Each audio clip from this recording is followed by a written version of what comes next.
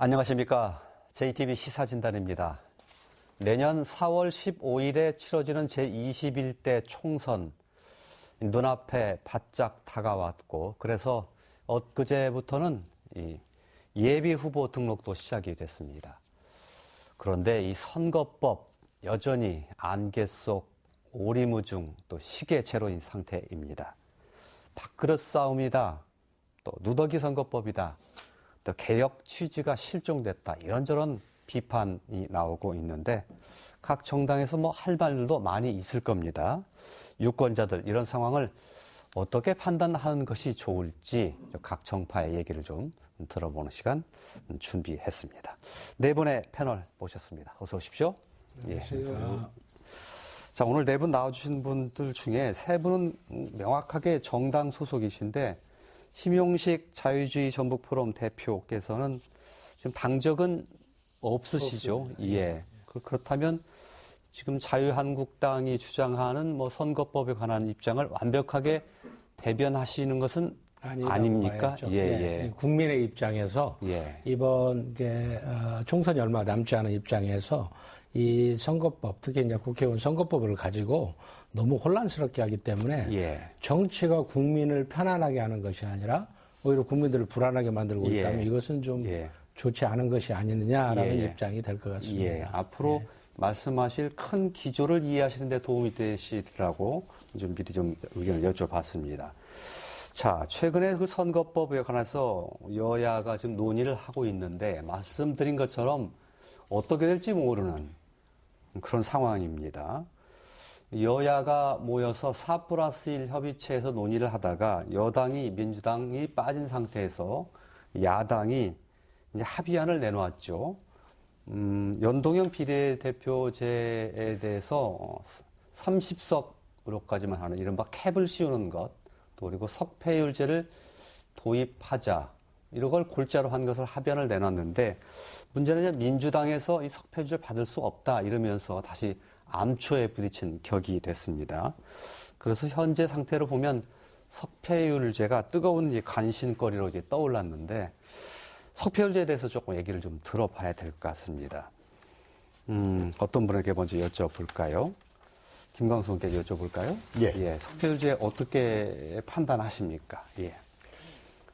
이해를 돕기 위해서 좀 말씀을 드리면 석패율제라고 하는 건 모든 지역구에 입후보 한 후보자가 비례대표 후보자로 자동 입후보되는 거예요. 선택의 여지. 그렇죠.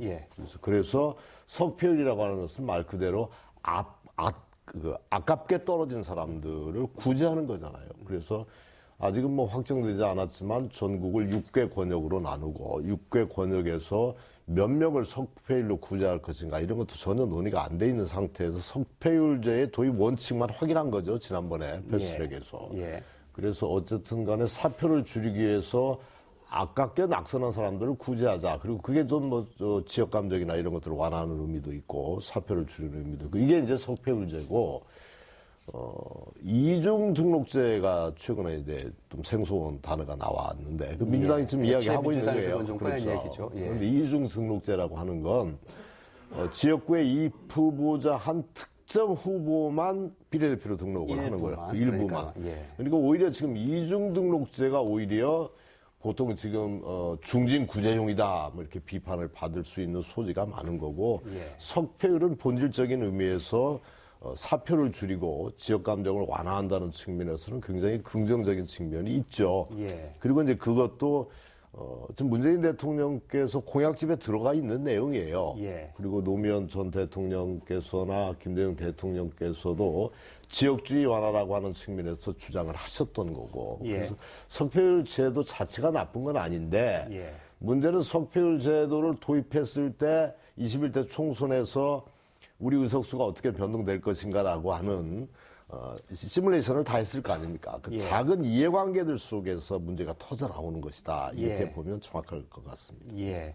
그런데 지금 민주당에서는 이거 좀 문제 있다 하고 좀 반대를 하고 있단 말이에요. 그 입장을 좀 들어봐야 될 것 같습니다. 그러니까 석패율제 자체가 바람직하지 않다든가 나쁜 제도다 그런 거 전혀 아니라고 보고 있고요. 석패율제는 말 그대로 아깝게 낙선한 후보를 구제한다는 점에서는 상당히 긍정적인 요소가 있다고 생각을 합니다.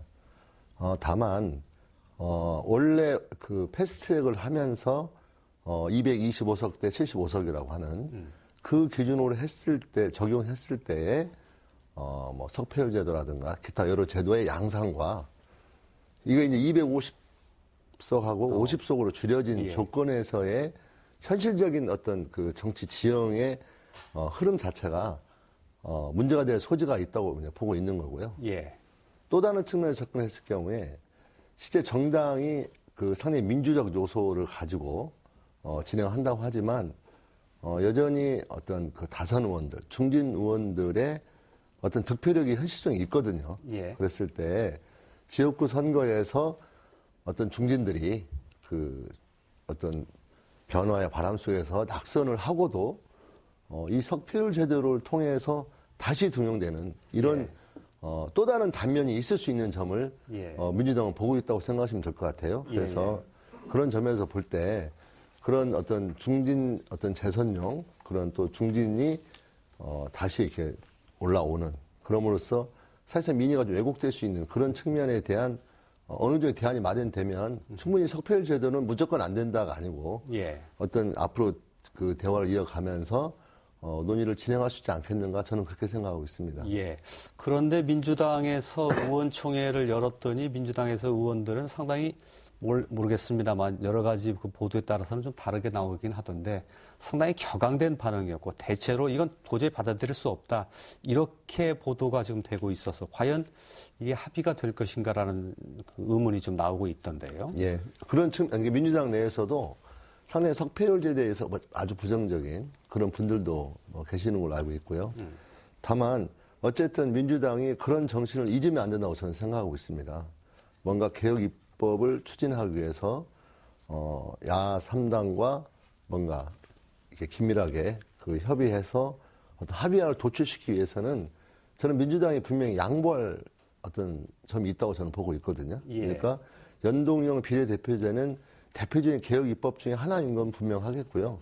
그 연동형이 진행될수록 사실 저 같은 경우는 민주당에 그 이루어온 게 없거든요. 그렇지만 그래도 민주당이 연동형을 하려고 했던 것은 그런 선거 제도를 좀 더 개혁적으로 가자는 거고 또 연동형을 통해서 야당과 힘을 모아서 공수처 설치라든가 이런 개혁 입법을 진행하자는 기본 취지가 있기 때문에 저는 어떤 원칙적 민주당에 생각하는 것에서 한 발 물러날 수 있는 여지를 가지고 고민한다면 저는 타협의 여지가 있을 수 있다. 오히려 민주당이 어떤 더 계속 고집을 피운다면 그건 상당히 그 패스트 자체가 위험해지기 때문에 저는 앞으로도 민주당이 그런 논의를 진행하지 않겠느냐 그렇게 생각하고 있습니다. 석패율제에 조금 관심 집중해서 좀 얘기를 하자면 제도 자체는 뭐 긍정적인 요소가 꽤 많은 것이 사실인데 운영하면서 이게 상당히 변질되거나 그럴 우려가 있다라는 말씀을 해주셨습니다. 연교석 위원장님 어떻게 보십니까? 그 말씀에 대해서. 일단 일본에서 이걸 현실 정치에서 지금 적용을 하고 있는데요. 그 일본에서 운영하는 석패율제를 보면 아까 민주당이 얘기한 소위 얘기하면 중진 구제용의 그런 부작용, 단점이 있는 건 사실입니다. 그런데 저희 심 대표께서 여기에 대해서 민주당이 제안을 했을 때 그 반론으로 말씀하신 사항이 있거든요. 그건 뭐냐면 전현직 국회의원은 석패율의 대상이 안 되게끔 하는 겁니다. 그래서 그 전현직 국회의원들이 지역구에 떨어졌을 때는 비례에서 전혀 비례로 국회의원이 되지 않는 이런 장치를 마련하면 됩니다. 법조항에 전현직 국회의원은 적용하지 않는다. 이 문제 하나만 딱 넣으면은 중진 구제용의 문제는 해결이 될 수 있고요. 아까 그 의석수가 좀 줄어서 석패율을 적용하기가 어렵다. 지금 민주당이 이렇게 얘기하고 있는데 현재 50석에서도 충분히 할 수 있습니다. 50명을 각 당이 정당 명부에 올릴 수 있는 거 아닙니까? 비례대표 명부를. 그럼 그 중에서 6석이면 6석, 아니면 9석, 뭐 3석, 12석 이렇게 해서는 석패율이다. 근데 이 석패율은 호남권 석패율, 뭐 수도권 석패율 이렇게 나눠서 넣을 수 있는 겁니다. 그렇게 해서 그 당에서 지역구에 출마했지만 낙선된 분들을 정치 신인들을 구제할 수 있도록 제대로 만들면 되는 거예요. 이건 운용상에서 그 아까 단점들을 보완하면 충분히 장점을 갖고 있는 제도입니다. 아까 얘기했던 이거 지역주의를 없애자고 사실은 도입을 처음에 논의된 사항이거든요. 우리 정치가 독재 정치하에서 소위 얘기하면 지역주의를 부추기다 보니까 뭐 영남권, 호남권에서 서로 이게 같은 국민들끼리 또 싸우고 있어요. 예. 그리고 여전히 그 정당의 뿌리를 보면은 그 지역주의에 기반을 두고 있습니다. 예. 그래서 이 문제를 해결하기 위한 대안으로 석패율제를 논의된 거고 예. 아까처럼 뭐 문재인 대통령이나 고 노무현 대통령이나 다 이 부분을 동의한 사항들이고 예. 그렇기 때문에 이제는 민주당이 지난 4월 24일 날 패스트트랙 합의할 때도 그 난리를 치고 하면서도 거기에도 그 석패율은 다 도입이 돼 있다고 지금 원안에 들어가 있거든요. 예. 그렇기 때문에 이거는 그 선거제도 개혁을 위해서 이제 예. 민주당이 대승적 차원에서 자기 양보가 필요하다. 그리고 예. 합의 정신으로 돌아가야 한다고 봅니다. 예. 그래서 이 석패율제는 제도 단점들을 보완하면서 예. 도입하는 방향으로 예. 그렇게 해서 검찰개혁이나 민생개혁이나 지금 예산 부수법들 알겠습니다. 있지 않습니까? 예, 이 예. 법안들 처리하는 예. 그런 국회를 충분히 운영해야 우려되는 사항을 운영을 통해서 또 제도를 통해서 보완할 수 있다라는 말씀이신데요. 그 말씀도 저는 일리가 있다고 봐요. 그러니까 전현직 국회의원들은 석패율제 대상에 제외한다. 뭐 이런 조항도 최소한 중진 재선용을 막는 데에는 어느 정도 의미가 있다고 저는 봐지고요. 저 개인적으로 상당히 긍정적으로 생각합니다. 그 문제에 대해서는. 다만 그러니까 석패율 제도를 둘러싼 논쟁의 핵심은 어디에 있느냐. 그리고 중진 재선용이라는 후과도 있고 이 제도는 장점만 얘기하면 장점만 있고 단점만 있으면 단점만 있는 게 있고요. 또 하나는 어떤 주어진 시기별 속에서의 어떤 약점이 더 드러날 것인가에 대한 정책 판단의 문제가 있거든요. 그래서 이걸 계속적인 민주당의 어떤 그 욕심 또 민주당의 어떤 고집 이렇게만 볼 건 아니라는 점에서 제가 좀 말씀드리고 싶은 것은 석패율제가 도입될 경우에 상당히 다수의 많은 당들이 참여하게 될 거라는 거죠. 예. 후보로. 예. 그리고 그런 후보가 많이 이렇게 출마하면서 따져보니까 수도권은 3% 이내에서 그 당락이 결정되는 지역이 15% 정도 차지한다는 거죠. 예. 저번 20대 총선에서 볼 경우에. 예. 그럴 경우에 민주당 입장에서는 예를 들어서 어떤 그런 그 경쟁 관계 속에서 이게 굉장히 어떤 민주주의라고 볼 수 있는 이 세력끼리의 어떤 분화된 것이 결국 자유한국당에게 어부지로 갈 가능성을 배제할 수 없다. 예. 라는 문제 또한 바라봐야 된다고 하는 거고요. 예. 또 하나는 50석으로 의석수를 줄였단 말입니다. 비례대표를. 줄여진 조건에서 전국적으로 어떤 당선이 되고 그 지지율만큼의 지역구에 당선이 되면 나머지 그 전국적 득표에 따라서 당선자를 배출하지 못한 당에게 주는 거 아니겠습니까? 근데 비례대표의 원래의 중요한 전부라고 볼 수는 없지만 예를 들면 청년이라든가 예. 여성이라든가 직능대표라든지 소수자라든가 이런 예. 사람들의 정책 진출의 중요한 계기점이 될 수 있는데 사실상 그렇게 시뮬레이션을 해보니 우리 민주당을 통해서 비례대표가 진출할 가능성 자체가 사실상 굉장히 복잡해질 가능성이 있다고 보여지고요. 여기에 꼼수까지 이제 등장한 게 된다는 거죠. 예. 지금 자유한국당에서 비례한국당을 만들겠다는 거 아닙니까? 예, 그 얘기 조금 나중에 하시고요. 예. 그런 어떤 또 다른 그러니까 그런 장점이 있다는 건 충분히 인정하고 저는 개인적인 말씀을 드리면 패스트트랙을 지키기 위해서라면 민주당이 상당히 많은 걸 양보해야 한다는 정신에 비춰보자면 더 많은 양보가 필요한 것 같고요. 다만 전체적인 이번 내년 총선을 준비하는 과정에서 어떻게 하면 민주 진영에서 범민주 진영에서 약진을 통해서 정말 국회가 정상화될 수 있도록 만들 거냐라는 입장에서 본다면 그런 또 다른 석패율제가 갖는 후과 또한 봐주는 게 전체적인 균형 잡힌 시각이 아닌가 저는 그렇게 생각합니다. 예. 교수님 드리고 심심하게 드리겠습니다. 예. 그 정치적인 판단의 문제라고 말씀하셨는데 정치적인 판단의 문제가 아니고 서너 석 정도의 유불리를 따진 소탄 대실의 문제라고 저는 이렇게 정확히 이야기합니다. 이게 아까 이야기했지만 지금 수도권 의원들, 서울 경기 쪽의 의원들의 반발이 굉장히 심한 거죠. 그러니까 석패율제를 하게 되면 예전 같으면은 정당은 우리 찍어주고 당선 가능한 후보를 찍어달라 이렇게 할 수가 있는데 석패율 당선을 노린 군소 정당 후보들이 총력전을 펼칠 수밖에 없는 거란 말이죠. 예. 그래서 수도권 같은 경우에는 뭐 몇십 표, 몇백 표로 당락이 결정되기 때문에 수도권에 속해 있는 민주당 의원들의 반발이 굉장히 거셌던 것으로 의원총회 분위기를 제가 알고 있어요. 그것 때문에 이게 지금 문제가 돼버린 겁니다. 그래서 나는 민주당이 이 연동형 비례대표제라고 하는 원래 225대 75 속에서 250대 50으로 또 줄이고 거기다가 또 30석을 50%만 연동형을 적용하는 캡을 또 씌우고 거기다 또 석패율까지는 다 합의를 된 부분이에요. 석패율까지도 같이 패스트트랙에 올라가 있는 원칙인데 그것까지도 다시 들고 나와서 패스트트랙 그 원칙에 들어가 있는 석패율 부분들을 다시 건드려 버리면 이건 정말 소탐대실이죠. 몇 개 의석들 때문에 이렇게 몇 개 의석이라고 진단하고 있습니까? 그게? 민주당 쪽에서 제가 시뮬레이션한 것들의 내용들을 한 뭐 3개 내지 4개 이렇게 예측했다라고 이야기를 들었는데 그 뭐 자세히는 모르겠어요. 어쨌든 간에 문제의 핵심은 제 말씀 들어보세요. 문제의 핵심은 민주당 내 수도권 의원들의 반발 때문에 이렇게 되는 것들은 나는 올바른 일이 아니다.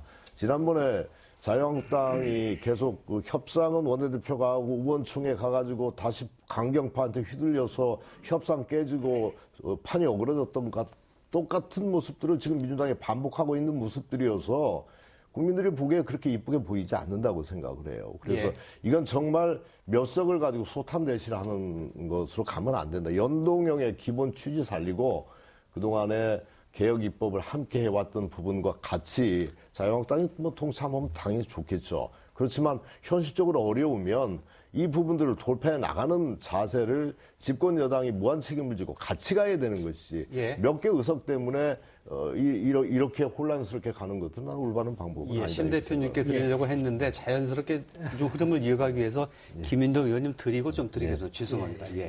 저는 그 석패율제 도입에 대해서 아까도 말씀드렸지만 장점도 있고 단점도 있고 또 기존에 합의된 것을 건드려서는 안 된다고 했을 경우에는 저는 원안 정치로 가면 되거든요. 225, 75를 하면 되는 건데 누가 봐도 현재의 정치적 분위기에서는 225 플러스 75가 어려울 가능성이 있다는 거죠. 그렇다면 100m 앞에 가려고 노력하다가 결국 0에서 멈추느니 과연 우리는 얼마만큼 전진할 수 있겠느냐.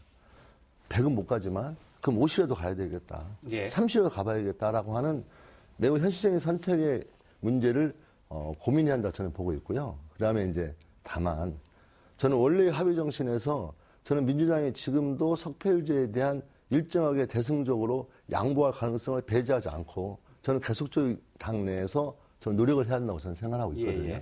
그런 점에 비춰보자면 저는 우리 그 정의당이라든가 야당이 주장하는 바가 상당히 설득력 있는 문제가 있다고 저는 봐요. 그래서 그런 점에서 수용이 될 부분이 있으면 저는 계속 고민한다는 거죠. 다만 문제는 수도권에서 3% 이내로 승부가 갈렸던 이 15% 내외의 접전 지역에서 결과가 이상하게 나왔을 경우에는 사실상 총선에서 상당히 심각한 문제가 생길 부작용이 저는 있다고 보는 것 또한 저는 생각해 주시는 게 저는 그렇게 하면서 대화를 이어간다면 훨씬 합리적이다. 왜냐하면 민주당은 소탐 대실이고 니네들은 서너 개 빼내가지고 욕심내가지고 민주당의 서너 개 의석 정도로 가지고 그 서너 명의 반발로 인해서 어떤 그 전체에 100명이 넘는 국회의원들이 끌려다니고 있다. 제가 이제 현직은 아니기 때문에 아주 자세하게 그 국회 상황을 아는 건 아니지만 저는 그런 점도 염두에 보면서 저는 균형감 있게 이 현재 법안 논의를 진행한다면 더 바람직하다고 생각하고 있고요. 저는 개인적으로 현역 전현직 국회의원이 출마하지 아니 그 석패율에 포함되지 않는 조항에 들어간다면 저는 상당히 석패율 제도를 검토해야만 되는 게 아니냐 그런 말씀 드리고 싶습니다. 한 가지만 좀 팩트 확인하고 심 대표님께 좀 드리겠습니다. 이거 뭐 팩트 확인이라기보다는 좀 의견과 주장이 좀 다를 수 있는 부분인데 수도권 지역에서 김광수 의원께서는 서너 석이 차이라고 좀 말씀하셨고 김윤덕 전 의원께서는 3% 정도로 당락이 결정되는 비율이 15% 정도 된다고 말씀하셨기 때문에 상당히 좀 차이가 좀 있습니다. 그건 상당히 물론 선의에 의해서 정치를 무조건 다 하면 좋겠지만 각 당에 유리한 것을 따지는 것도 정치의 현실이긴 하니까요. 이건 계산 차이가 좀 심해서 어떤 것이 더 맞는 계산인지 잘 모르겠네요. 글쎄, 그건 민주당 내에서 민주연구원인가 시뮬레이션을 했다고 들었는데 예. 여러 가지 다른 의견들이 있을 수 있겠죠. 그런데 이제 본질적인 것은 수도권에 속해 있는 의원들이 아까 말씀드린 대로 석패율을 적용이 되면 군소 정당 후보들이 굉장히 열심히 합니다. 거의 총력전을 펼칠 수밖에 없기 때문에 그래서 이제 근소한 차이로 당락이 결정되는 그런 과정 속에서 민주당이 불리하다라고 하는 생각인 거잖아요. 현역 의원들 입장에서. 그러니까 결국은 당 차원에서 그렇게 유불리를 따지는 것들이 올바른 말하자면 정치개혁의 방향이 아니다라고 하는 측면을 이야기하는 거죠. 그런데 석패율제의 본질적인 의미를 어떻게 살릴까 하는 부분들을 큰 대승적인 관점에서 문제를 풀어야 되지. 어느 지역이 불리하고 어느 당에게 유리하고 어느 당에게 불리하고 이런 부분들을 계산법으로 접근하면 이 문제를 못 풀어요. 본질적으로. 그 부분까지 김현도 의원께서는 이제 인정을 하시는데 자칫 이게 잘못하면 민주개혁 진영 전체가 상당히 패배해버리는 그런 경우를 우려하시는 것 같은데. 그건 민주당의 입장인 거죠. 예를 들어서 어느 당이 전력 투구한다고 해서 그것이 반드시 민주당한테 불리하고 자유한국당한테 어부지리로 준다. 이럴 우려가 없는 건 아니죠. 현실적으로. 그런데 그런 계산 속에서 그건 대의는 아니잖아요. 민주당의 말하자면 총선 전략인 거지 석패율의 대의는 아닌 부분이라고 하는 거죠. 명확히 이야기하면. 그래서 지금 석패율제를 도입했을 때 몇 가지 문제점들은 분명히 있을 수 있다고 생각을 합니다. 그럼에도 불구하고 석패율제라고 하는 것들이 사표를 줄이고 지역 감정을 완화하는 대의가 있다라는 측면에서 다 누구나 다 이야기하고 인정하는 부분이잖아요. 김덕 전 의원도 인정을 하셨잖아요. 그러면 그런 부분들을 무릅쓰고라도 지금 석패율제를 도입하는 것들이 맞죠. 이게 몇 석이 왔다 갔다 한다 이런 것들 때문에 지금 이 큰 틀에서 4+1이 완전히 흔들려 버리는 거잖아요. 이렇게 가면 올바른 방향이 아니라고 하는 거죠. 김윤덕 전 의원께서도 전향적으로 검토하고 민주당에서도 협상에 임해야 된다는 말씀을 주셨다는 것을 좀 상기시키고요. 심 대표님께 뒤늦게 좀 기회를 좀 드리겠습니다. 저야 현실 정치를 하고 있는 입장은 아니지만, 국민들 입장에서 봤을 때, 우리 국회의원들이나 정치인들이 개혁 하는데, 무슨 개혁을 했느냐. 근본적으로 우리가 한번 이것을 여러 가지 복잡한 정치제도를 오히려 국민들을 정신을 혼란스럽게 만들고, 국민들은 생업 열심히 해서 초자식 먹여 살리고 사회 발전하는 데 기여하는 게 국민들의 본분인데, 이상한 연동형 비례제도가 나오기 시작하면서 석패율이 나오고 결국 각 정당의 이익 그런 것 때문에 혼란스러워지니까 대다수의 국민들은 사실 이게 뭔지도 몰라요. 그러면서 대부분이 그냥 우리 지역 감정이랄지 아니면 내 동창이 있고 내 집안에 누가 있으니까 그냥 국회의원 선거는 옛날에 우리나라 해방되고 일어나는 선거 이후 현상하고 하나 다를 바가 없는 현실이 돼버렸다는 얘기죠. 근데 이 와중에서 우리 의원님들께서는 한두성 문제로 해서 서로 치열하게 싸우고 있는 이런 것인데, 과연 이 개혁이라는 것이 개악이 되고 있는 것이 아닌지 한번 다시 생각을 해봐야 됩니다. 왜냐하면 비례대표의 근본 취지는 직능인들을 도입해서 우리 국회 현실 정치인들이 하지 못하고 있는 부분을 보완하기 위해서 만든 비례대표 제도인데, 지금은 정치 지망생들이 어떻게든 한 석이라도 더 유지하고 아니면 내가 떨어질 가능성인데 이런 석패율 제도를 도입해서 어떻게 내가 다시 한번 살아나 볼까 하는 그런 시각으로 노력하는 것이 아니냐라고 국민들은 지금 현재 생각하고 있다는 얘기예요. 그래서 저는 지금 물론 여기가 이제 호남 지역이다 보니까 우리 민주 그쪽 세력이 센 입장에서 제가 좀 엉뚱한 얘기를 하는 것 같지만, 사실 우리 국민들 시각은 전혀 그렇지 않다는 얘기예요. 오히려 지금 이 연동형 비례대표, 그 다음에 우리 또 지금 나오는 석패율 제도, 이런 것을 해서 지금 현재 대한민국의 의회 민주주의가 혹시 붕괴되는 거 아니냐라는 사실은 걱정을 하고 있어요. 왜냐하면 우리가 지금 뭐 석패율이나 연동형 비례대표가 다 이루어진 것 같이 여기서 토론을 하지만 사실은 가장 근본적인 의회 민주주의가 붕괴되고 있는 상황에서 석패율제도 연동형 비례대를 논의하는 것이 말이 안 된다는 얘기입니다. 제가 이 얘기를 드리는 이유는 왜냐하면 과거 19대 국회에서는 그 당시에 아마 새누리당이 아마 170석인가 그렇게 되고 야당이 80석이라는 절대 불리한 조건에 있었어요. 그럼에도 불구하고 그 당시에 상당히 그 여당이 박근혜 대통령 그 세력 하에서 뭐 직권상정 요청도 하고 하더라도 국회가 아무리 여당이 요구하더라도 야당과 협력이 안 되면 의사일정을 실행하지 않을 정도의 강한 국회의장이랄지 의회 민주주의를 지키려는 그 세력이 지키면서 협상과 타협을 이루는 선거제도, 부족하더라도 어떤 대의적인 의회 민주주의가 대한민국을 지키고 있었는데 지금의 현재, 지금 20대죠? 20대 국회에서는 과연 의회 민주주의가 살아있느냐? 우리 국민들은 그 입장에서 보는 거예요. 지금 왜냐하면 이번에 예산 통과안 같은 경우도 물론 이제 뭐 오직 답답하니까 민주당에서야 뭐 집권 여당이니까 하고 싶은 생각이 들겠지만 과연 제1야당을 무시를 하고 그다음에 그 뭐 제1야당에서 원내대표가 바뀌면서 정책이 바뀌었는데 어느 날 갑자기 그거 싹 빼버리고 다수결로 해서 우리는 통과됐다고 망치를 때린 것이 과연 이게 의회 민주주의를 살려가는 타협과 협상이냐. 이제 그런 거에 대해서 국민들은 좀 부정적인 시각으로 보는 거예요.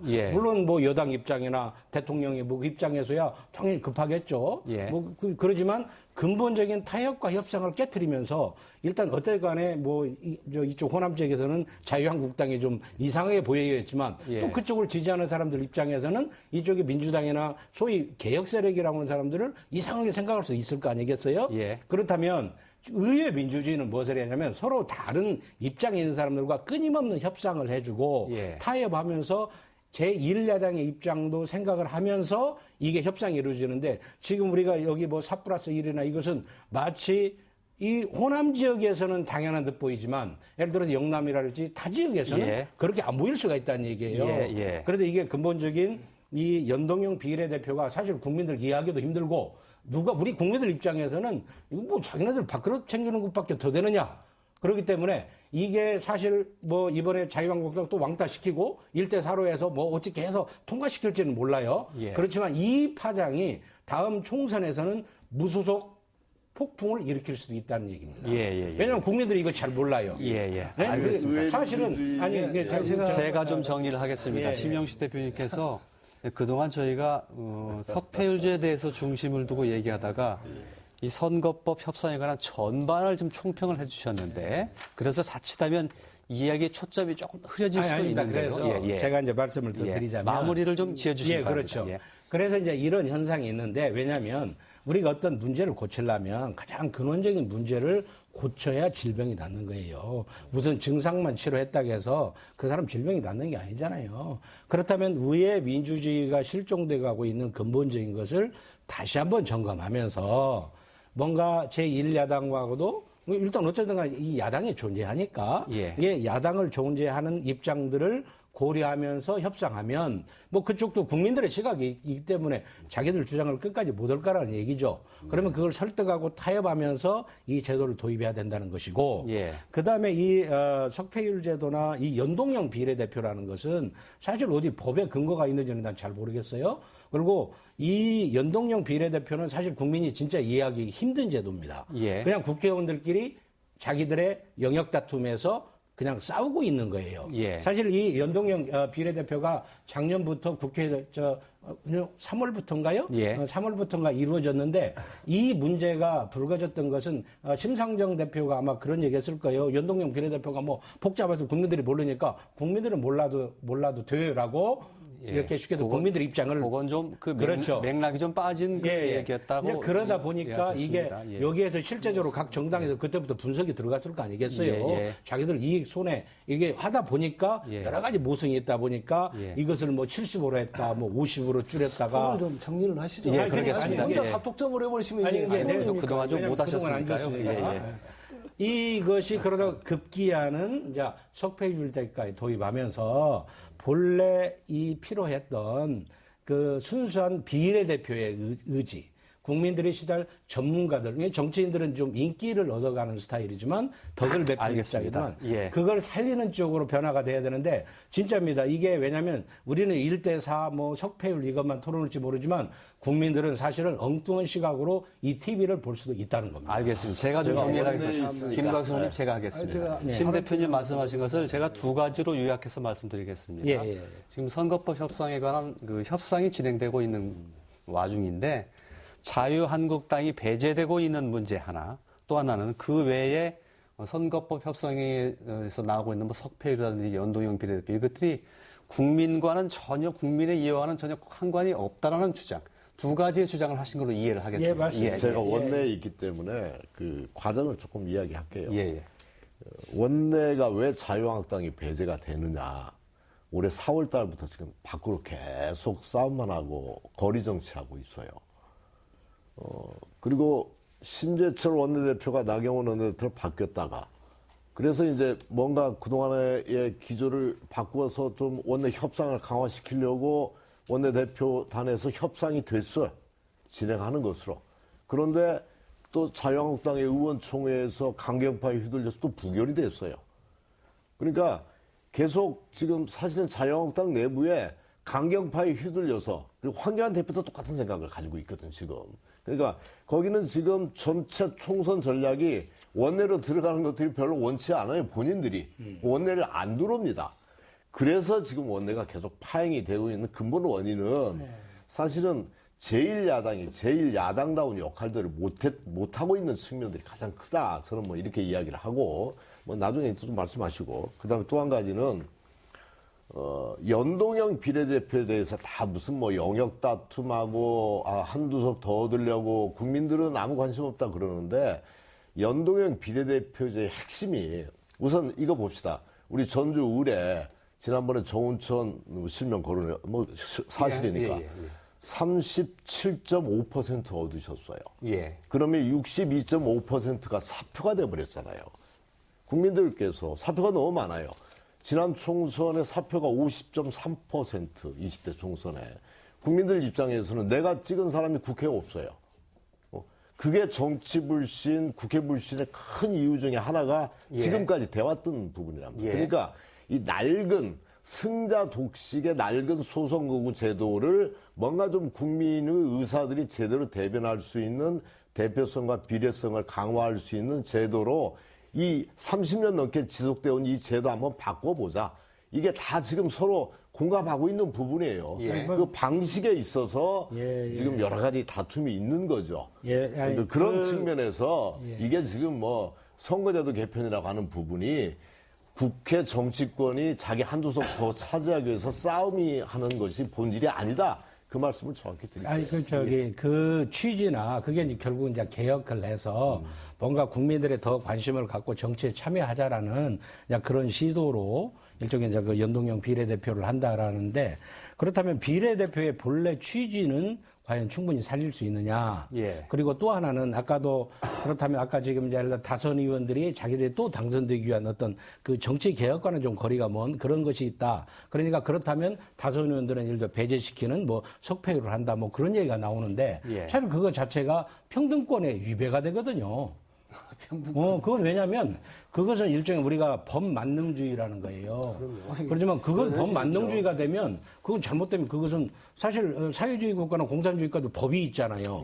그렇지만 그 법이 공평하고 평등하냐라는 관점에서 검토가 돼야 되는데 뭐 올해 다선 의원이니까 당신은 여기에 참여하지 말라는 것 자체도 사실은 말이 안 되는 거거든요. 아니 사실은 뭐 저는 제가 뭐 이거 현역 국회의원도 아니고 그런데 우리 국민들 시각에서 저도 이제 언론에 나와 있는 거 쭉 종합해 볼 때 과연 이 뭐 연동형 비례를 하든 석패를 하든 이게 공정하고 공평하냐 이제 그런 식으로 봐야 되겠고 뭐 이따 나오겠지만 뭐 비례 뭐 그런 식으로 지금 이런 식이면 내가 보니까 자유한국당이 어찌 보면 왕따를 당하고 있다고 봐야죠. 야당에 쌓여서 예. 지금 현재 이제 그런 식이라면 우리 학교에서도 애들 그 왕따 당하면 뭔가 좀 그 왕따 당하는 애하고 좀 이렇게 협상을 해서라도 예. 이렇게 가야 되는데 그러면 너네들은 그냥 말 안 듣니까 우리끼리 가겠다고 한다면 예. 과연 그게 의회 민주주의냐? 알겠습니다. 이건 인내가 필요하다. 예, 알겠습니다. 진짜 인내가 예. 필요하다. 저도 하나만 말씀드리고 예, 싶은데 그렇죠. 저도 한번 발언 없으나 예, 예. 다들 말씀만 하시고 저는 뭐 그러면 꼬다는 버릇지 않습니까 지금. 그건 아니고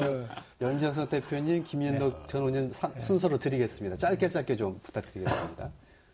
뭐 하여튼 정치를 안 하시니까 그냥 자유스럽게 말씀을 하시는데 이 연동형 비례대표제를 도입하자는 게 바로 개혁이에요.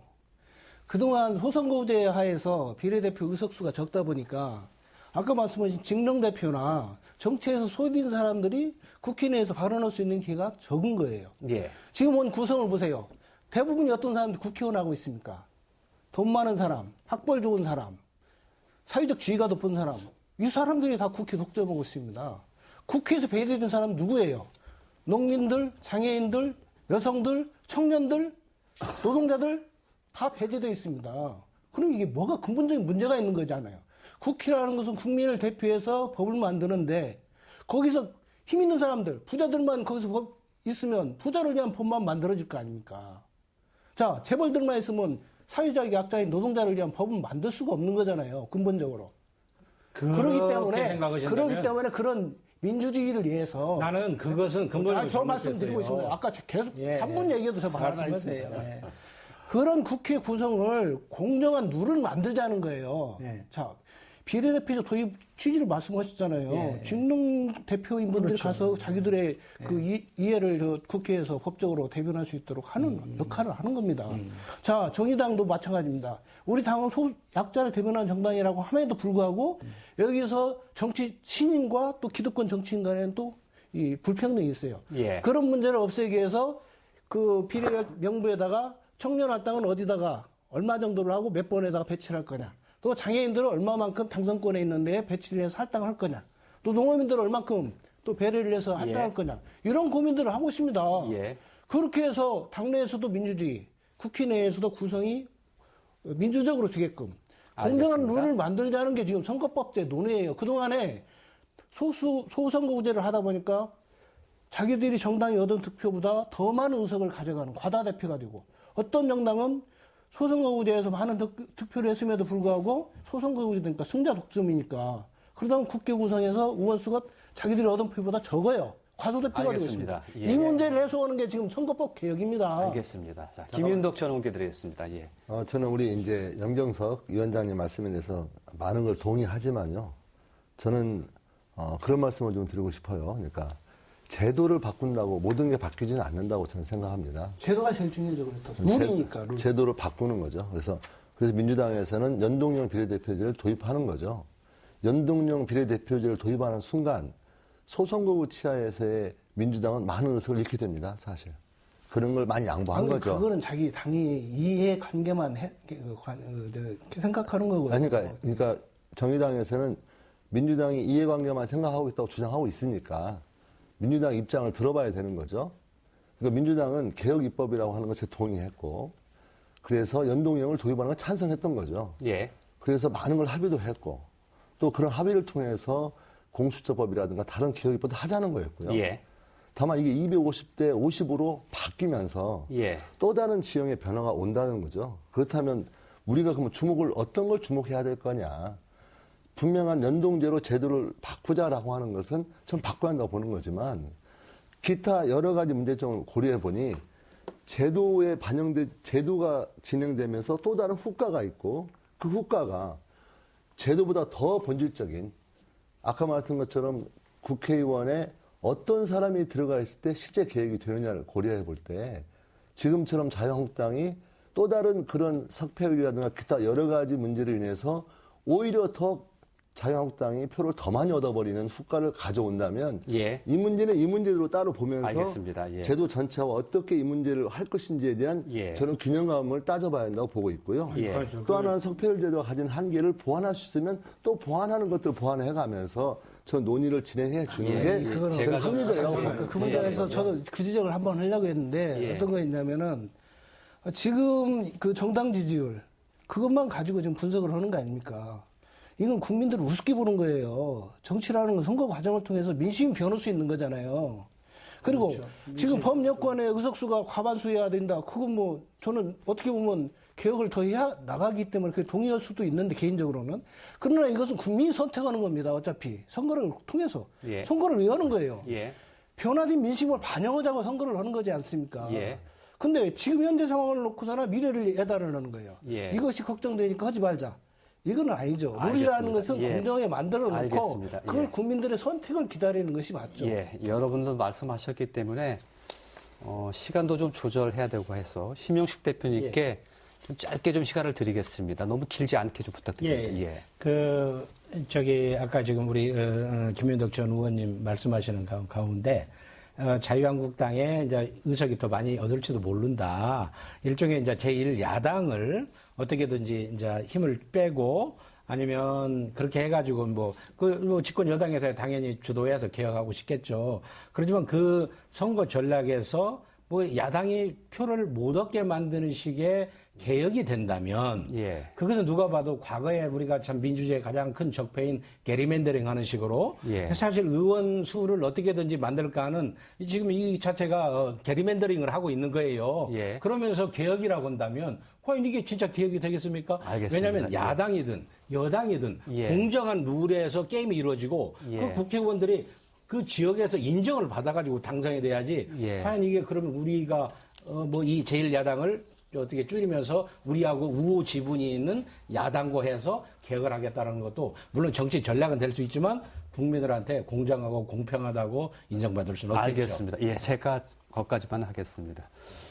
심영식 대표님께서 자유한국당의 처음에 당적이 아니라고 말씀을 하셨는데 자유한국당의 주장과 사실 많이 비슷한 말씀을 좀 하시는 것 같은 느낌이 듭니다. 우리 예. 자유민주주의를 우리는 자유민주주의 시장 경제를 이제 우리 자유주의 전국 포럼이 알겠습니다. 그걸 주장하고 이성 정치인 같으세요. 예, 알겠습니다. 자유한국당 이성 정치. 그 자유한국당이 지금 주장하고 있는 것도 자유한국당이 스스로 더 많은 표를 얻기 위한 전략이라고 볼 수도 있기 때문에 어차피 그건 마찬가지예요. 뭐 비차간의 상호 그런 건 있겠죠. 예, 알겠습니다. 예. 그 연동형 비례대표제의 준연동형 비례대표제라고 정확히 표현을 해야 될 것 같은데요. 하니까 지금 자유한국당에서 들고 나온 것이 이른바 위성정당 논란입니다. 그래서 사실상 이 연동형 비례대표제를 무력화시키려는 그런 지금 움직임이 있는데 이거 실제로 실현 가능할 것인지, 뭐 그냥 이건 하나의 뭐 소설에 불과한 정도의 그칠 것인지 어떻게 바라보십니까? 최근 신재철 원내대표께서 말씀하셨죠. 자유한국당이. 그래서 이성정당이 오늘 이제 뉴스에 쭉 나오고 있습니다. 그래서 뭐 다른 정당들도 이성정당 만들지 않느냐. 근데 그래서 내가 아침에 토론을 나올 때 이 얘기가 될 것 같아서 과연 정당이라는 게 뭐냐. 다시 한번 언론에서 한번 검색을 해봤어요. 물론 뭐 사전적 용어도 있지만 우리 정당법에 이렇게 표현되어 있습니다. 정당은 국민의 이익을 위하여 끝에는 이제 국민의 자발적 조직을 말한다 이렇게 되어 있어요. 그럼 국민의 이익을 위해서 하는 정치 조직이 정당이야 되고 목표는 집권입니다. 집권을 통해서 자기들의 정강 정책을 실현하는 거예요. 현실적으로. 근데 아까 위성정당을 만들게 되면은 그 정당이라는 표현을 했습니다만은 그 당이 정당입니까? 정당이 아니잖아요. 그거는 비례의석을 몇 석 더 얻기 위해서 만든 그냥 사이비 조직이죠. 조직. 그 정당이라고 표현하는 것 자체가 잘못됐다고 봅니다. 저는 주목해야 될 건 이거라고 봅니다.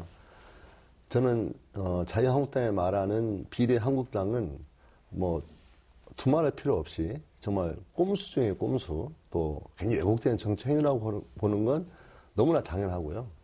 근데 문제는 무엇을 우리는 고민하고 논의해야 되냐면요. 그 비례한국당이 우리가 만들어질 선거제도 하에서 어떤 양태로 드러나서 어떤 양태로 결과가 될 수 있는 가능성을 논의하는 게 저는 핵심이라고 생각을 합니다. 저도 그 지점이 궁금합니다. 핵심은 그 당 뭐 그럼 당도 아닌 당이죠. 뭐 쓰레기라고 저는 불러도 저는 된다고 생각할 정도로 저는 아닌 거죠. 그렇지만 저번에 과거에 친박연대 만들어주고 그런 활동 실제 있었거든요. 다 비웃었거든요. 이름도 친박연대입니다. 그럼 당도 아닌 당이었거든요. 제가 볼 때는. 그렇지만 그 현실 속에서 정당에 출연했고 열 몇 석을 얻었죠. 우리 왜곡된 정치 구조에서 뭔가 힘으로 또 등장해버렸거든요. 예.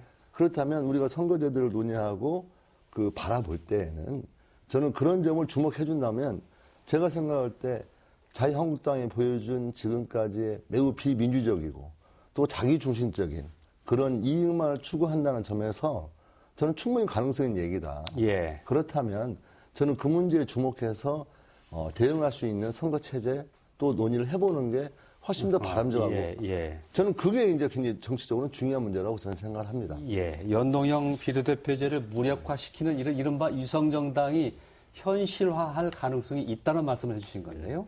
저는 근본적으로 구더기 무서워서 장 못 담근다라고 하는 속담이 딱 맞을 수 있을 것 같아요. 연동형 비례대표제로 선거 제도가 바뀌면서 약간의 시행착오나 혼란은 충분히 있을 수 있다라고 생각을 합니다. 그럼에도 불구하고 아까 제가 말씀드렸던 대로 각 당의 당리당략에 따라서 몇 석이 어떻게 될 것인가, 뭐 수도권 의원들의 반발이 어떻다, 이래서 이제 이것을 추진부리는 것은 근본적으로 문제가 있고, 아까 뭐 위성정당 이야기했는데 국민들이 그렇게 어리숙하고 호락호락하지 않습니다. 본질을 정확하게 파악하고 있습니다. 지금 심재철 원내대표가 군소정당, 뭐 우리 정의당이나 우리 민주평화당의 나머지 당들에 대해서 뭐 위성정당 이렇게 표현하셨던데 참 불쾌한 표현이죠. 국민들이 만들어준 정당을 그렇게 말씀하시는 것은 참 불쾌한 표현인데, 어쨌든 본인께서 그렇게 생각하신다라고 하면 앞으로 위성정당 만들어서 그렇게 뭐 얻을 수 있을 것이다 이렇게 착각할 수 있다라고 생각을 하지만, 저는 국민들이 그렇게 호락호락하지 않다고 생각합니다. 그렇게 한다고 해서 예전처럼 막 갑자기 그냥 당에 뭐 비례 의석이 몇세 생기고 이런 상황으로 가지는 저는 절대 않을 것이다 이렇게 판단하고 있습니다. 예, 알겠습니다. 그 문제에 대해서 이제 아까 위성정당 이렇게 비례 한국당 얘기가 나왔지 않습니까? 근데 제가 보기에 심재철 의원이 아마 자기들 입장에서 일종의 자기네들이 왕따를 당하고 있지 않느냐. 그러다 보니까 일종의 저항하는 단어가 된 것 같고, 어떻게 사실 자기 정당에서 위성 정당을 만들겠어요. 근데 내 생각에는 그런 의미는 아닌 것 같고, 이 우파 성향이 있는 겁니까? 예, 그렇죠. 위협용? 예, 이제 일종의 위협용일 가능성이 있고, 다시 이제 지금 이제 그쪽에 우파 성향에 있는 또 정당도 있지 않습니까? 아마 그런 쪽하고 지금 현재 뭐 1대4로 뭐 가는 식으로 있듯이 뭐 그런 식의 대응 형태가 있을 수도 있다라는 얘기인데, 제가 보기에 심재철 의원이 그건 좀 너무 과격한 발언이 아니었느냐. 저 입장에 봐서는 그런 얘기지만, 지금 제가 봤을 때는 분명히 제2야당, 1야당이 왕따 당하고 있는 그런 형태의 의회 민주주의는 우리 국민들 입장에서는 바람직하지 않다. 그걸 아까 얘기하시는데 저 한 말씀 드리겠습니다. 왜 지금 자유한국당이 부탁드리지만 짧게 좀 부탁드리겠습니다. 왕따라고 이렇게 표현을 하시는데 왜 국회 내에서 왕따가 됐는가를 생각을 해봐야 돼요. 국회 내에서 얘기 왕따 당하는 애 있다 해서 네가 왜 왕따 당이나 생각을 하면 되겠어요? 이유는 있죠. 이유가 있고 그리고 학교에서 왕따하고 이 왕따는 또 다릅니다. 뭐냐면 학교에서 왕따는 얘나 비슷한 상황이죠. 어쨌든 간에 자기가 자초한 왕따고요. 여기는 학교에서 왕따는 타이어할 왕따입니다. 왜 그러냐면 패스트트랙이 전략에서 왕따를 자초하고 있어요. 그렇습니까? 고도의 정치성. 원내대표가 1년 하고 이제 원내대표를 결국엔 재임 못하고 물러났는데요. 그 평가에 보면 이런 표현이 있어요. 당연히 원내대표가 되자마자 첫 단추를 잘못했다 이렇게 표현이 되는데 그게 2018년 12월 15일 날 있었던 여야 5당 원내대표 합의문입니다. 합의문. 거기에 연동형 비례대표제들을 적극적으로 검토한다 이렇게 돼 있어요. 그게부터 잘못됐다고 해서 자유한국당에서 결국엔 재임을 못하고 그 많은 어쨌든 뭐 패스트트랙에 빠루까지 들고 다니면서 설치고 이렇게 하셨던 그 공로는 다 묻어버리고 재임을 못하셨는데 이 나경원 원내대표가 그렇게 하면서 계속 장애로 나간 거 아닙니까? 패스트트랙 이후에. 그리고 지금 엊그저께도 국회 안에서 폭력 사태가 있었잖아요. 그런 의회 쿠데타 이런 것은 의회 민주주의 자체를 자유한국당이 부정하고 있는 거예요. 알겠습니다. 꼭 빨리 국회에 들어가서 토의하고 대화하고 타협을 해야죠. 알겠습니다. 시간이 거의 다 돼서 정리를 해야 될 좀 시간이 된 것 같은데 짤막하게 일문일답식으로 좀 확인만 한 두어 가지만 해보고 정리를 좀 하도록 하겠습니다.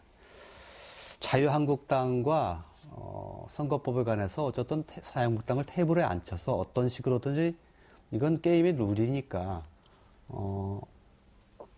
같이 합의하는 선거법안을 만들어질 가능성 있다고 보십니까? 짤막하게 좀 부탁드립니다.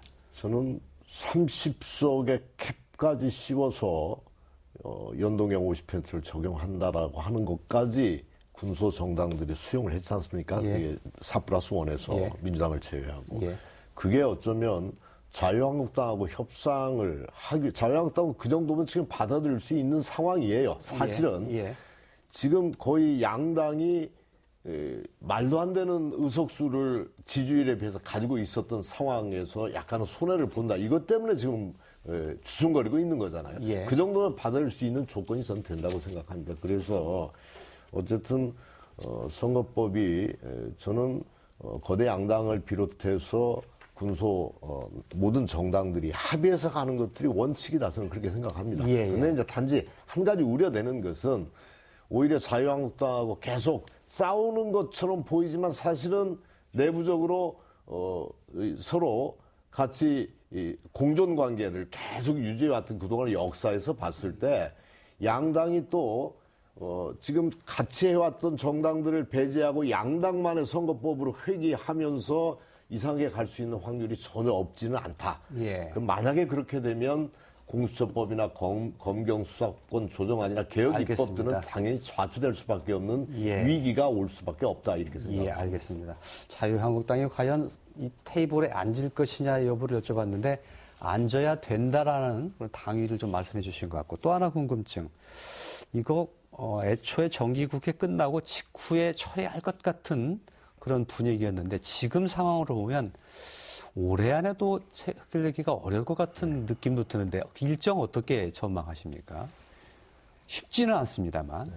제가 원내에 있지 않기 때문에 뭐 정확하게 말씀드릴 수 없을 것 같은데요. 저는 현재 민주당하고 저는 야당의 어떤 계속적인 논의를 통해서 저는 단일화를 만들어내야 된다 이렇게 생각합니다. 서로가 양보를 계속 해가면서 그랬을 때 단순히 선거법은 선거법을 끝나지 않고 여러 개혁 입법과 연동되어 있기 때문에 저는 상당히 소명감을 가지고 해야 된다고 생각하고 있고요. 그렇다면 국민들한테는 정말 죄송한 얘기지만 합의만 해낼 수 있다면 저는 해를 넘겨서라도 저는 합의해내는 게 저는 아주 바람직하지 않느냐 이렇게 보고 있습니다.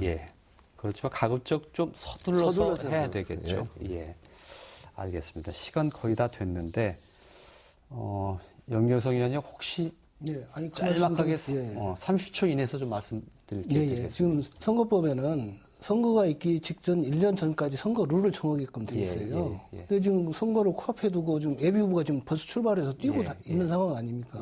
근데 룰이 안정이 됐어요. 경기를 하는데 룰이 안정이 되면 이게 말이 되는 얘기입니까?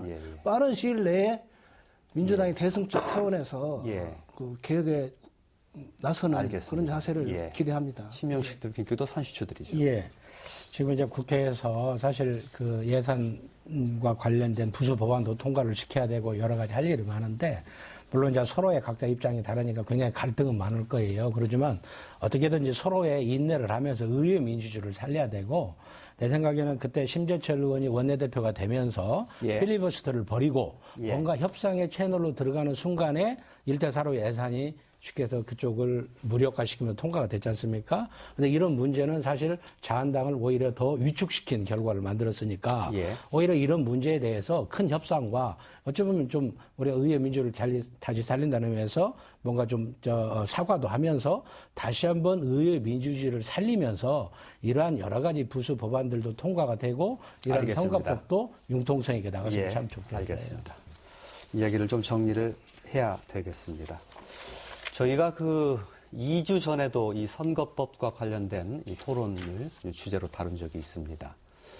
지겹다 선거법 이렇게 야단치실 분도 있으실지 모르겠습니다. 그런데 이 선거법은 우리 지역 또 그리고 우리 자신의 삶에 지대한 영향을 미치는 아주 중요한 이슈라고 저희는 판단을 하고 있습니다. 국민과 또 언론이 지치지 않고 끈질기게 관심을 가질 때 우리의 정치도 또 선거도 우리의 미래도 달라질 수 있을 것이라고 생각을 합니다. 오늘 네 분의 말씀 잘 들었고요. 이 선거법 과정 조금이라도 이해하는 데 도움이 됐기를 바라겠습니다. 오늘 순서 여기서 이렇게 접겠습니다. 고맙습니다.